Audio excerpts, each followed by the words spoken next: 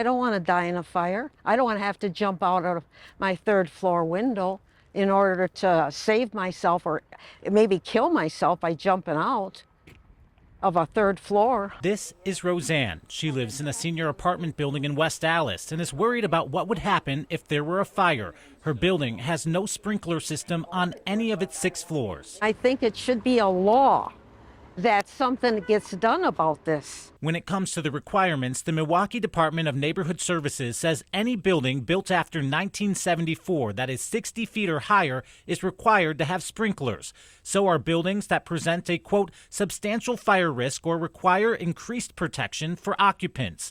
But even DNS acknowledges what they call the complexity of determining whether a building requires automatic fire sprinkler protection. It's believed that because this building at 27th and Highland was built before 1974, it wasn't required by law to have a fire sprinkler system because of a grandfather clause. I spoke to the Milwaukee fire chief, who tells me that a recent scan of the city that he did showed that nearly 70% of Milwaukee's high-rises were built before that time, and therefore many don't have sprinkler systems.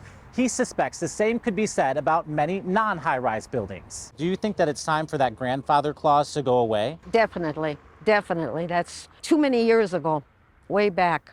And to me, it doesn't even make sense that they allowed this to begin with. I would have thought it would have been a law way back that, you know, when you're living in an apartment this big, that they would do something with sprinklers. According to the National Fire Protection Association, fire sprinkler systems can reduce the risk of dying from a fire by 80%, which is why people like Roseanne believe they should be required. What's your message to lawmakers who might see this story?